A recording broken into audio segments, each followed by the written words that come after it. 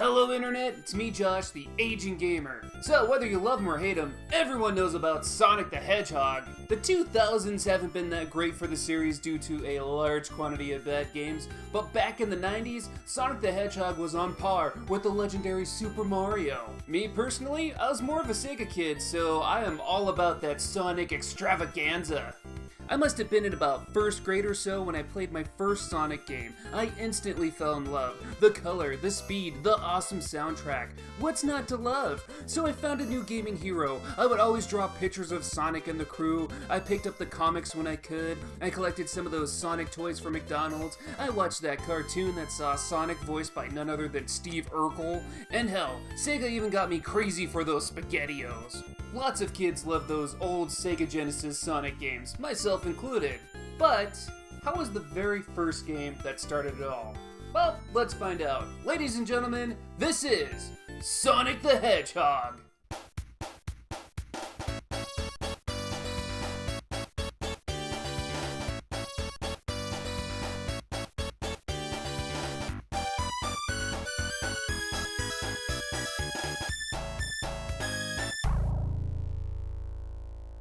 So, before we get to the game itself, let's do a little history lesson. In 1990, Sega wanted to ditch Alex Kidd as a mascot and find something that could compete with Nintendo's Mario's. Lots of ideas were thrown around, such as a rabbit that could grab onto objects with its long ears. It wasn't used, but it later became an idea used for Sega's Ristar. An armadillo was also considered, but they ultimately went with the hedgehog because of their slick spikes and ability to roll up in a ball.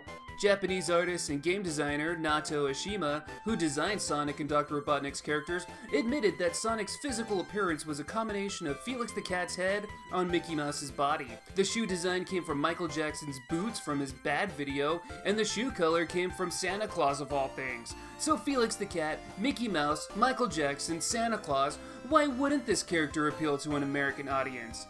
His color being blue came from the fact that it made Sonic easier to see on the colorful backgrounds. There was also ideas to have Sonic be in a band, have fangs, and have a human girlfriend named Madonna, but those plans were scrapped.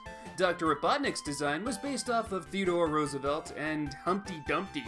As for the game itself, the Sega team wanted their own Super Mario Bros. Type game, but faster. It would also be simple to control as you would just use the D-pad for movement and one button for jumping. Flashy and easy to play. And in 1991, all these ideas beautifully came together. So, how was the game? Well, let's talk about it. Sonic the Hedgehog is a 2D platformer with speed being the premise of the game. Sonic moves pretty quick, but there's actually a lot more to the physics than what first appears. There's a lot of momentum that comes into play. Sonic doesn't just have one setting for speed, he has to get a running start and build to it. He gets quick fast, but you still need room to pick up speed. This can make certain tight places a bit of a trick to get out of. You can jump to help build some speed and also use your speed for higher jumps. In the Sonic sequels, Sonic uses a spin dash to gain full momentum from a single spot. That maneuver is missing here, but really it's not as necessary as you'd think, because unlike the other Sonic Genesis titles, Sonic 1 is very platform heavy. If you think you can just speed your way through the game, you better think again. You know, for a game that's whole gimmick is based off of speed, you really don't do that much running. There's so many hazards and enemies on the screen that if you try running, you're gonna hurt yourself. Every zone in Sonic 1 is pretty different too, and it seems to focus on different types of hazards and gimmicks. The first zone, Green Hill Zone, is very basic, having you go through loops and jumping on some basic platforms, a learn the ropes type level. The second zone, Marble Zone, has you dealing with a lot of fire. There's fireballs that shoot up, fire that covers platforms, and lots of lava to avoid. The third zone, Springyard Zone, is full of springs and bumpers. Expect a lot of bouncing around here. The fourth zone, Labyrinth Zone, has you immersed in water. You move slower underwater and can possibly drown if you don't reach for air in time. The fifth zone, Starlight Zone, there's fans that will push you into certain directions, bombs that will explode when you approach, and seesaws. And the final zone, Scrap Brain Zone, has a lot of buzzsaws and robots that will electrocute you. The levels can be pretty challenging. The way they're designed can be a bit complex. There's a lot of precise jumping to avoid getting hurt or even killed, and it's even really easy for poor Sonic to get squished between objects. Most of the enemies can be a bit of a hassle as well. It's not like Mario where you can just jump on everyone's heads. There's almost a trick to each enemy. For example, the Caterpillar can only be killed if you attack the head, but you have to carefully aim your jump to avoid hitting the rest of the body. The Burrow bots, you can't just jump on them, you gotta get them to jump out of the ground first and then attack them. Orbinauts can be annoying too, as you have to trick them into throwing their spiked balls at you, which afterwards leaves them open to attack. And while we're talking about bad guys, you'll fight Dr. Robotnik himself quite a bit. Each zone is 3 levels long, and at the end of the 3rd level of a specific zone, you'll go and fight one-on-one with Dr. Robotnik. So the story of why Sonic is even chasing Robotnik in the first place is because Robotnik wants to collect all of the mystical Chaos Emeralds, which we'll get to a bit later. Robotnik is capturing all the animals of South Island and using them for his evil robots. Sonic, of course, wants to save his animal friends and stop the Mad Doctor. At the end of each zone, you'll have a battle with Robotnik, and after you defeat him, you'll bust open a capsule that frees a bunch of your friends. I think it's worth mentioning that I really like how you fight Robotnik himself multiple times. In other video games, as you go through levels, you'd fight a bunch of minions or creatures who work for that big final boss. But in Sonic, it's always Sonic versus Robotnik. To me, it really builds that rivalry between the two. It makes it feel like a more personal feud, and in a storytelling kind of way, shows Robotnik's desperation to defeat Sonic by coming back with different strategies and more deadly robots. Whether that was intentional or not, I think it's a nice touch. And also throughout this game, there's a lot of cool power-ups and items to collect. Mario collects coins, whereas Sonic collects rings. The big difference is that rings actually have some kind of importance. The rings are basically your health. If you get hit by an enemy, you lose all your rings. If you get hit again without rings, you're a goner. When you lose your rings, they'll bounce away, but you will have a small chance to regain one of those rings or two. As long as you have at least one ring, you'll be good. But the more you collect, the better the chance you have of regaining some of your rings after getting hit. Rings are scattered throughout levels, and you can find them in capsules, so you shouldn't find yourself without them too often. There's also a few power-ups, like the blue shield. This shield is basically a free shot for you. Get hit once and it'll disappear, but you'll keep your rings. Another power-up is the power sneakers. Getting this upgrade will temporarily make you super fast. Honestly, I did not find this power-up as useful here compared to the other Sonic games, because in Sonic 1 there's a lot of stop and jump sections, and sometimes running too quick will end up costing you. There's also the temporary invincible shield that lets you run through anything. There's also 1-up capsules you can find throughout levels, which will, of course, give you an extra life. Collecting 100 rings at one time will also give you an additional life. Now let's get back to those Chaos Emeralds I previously mentioned. If you want to get the good ending of the game, you have to collect all 6 of these emeralds.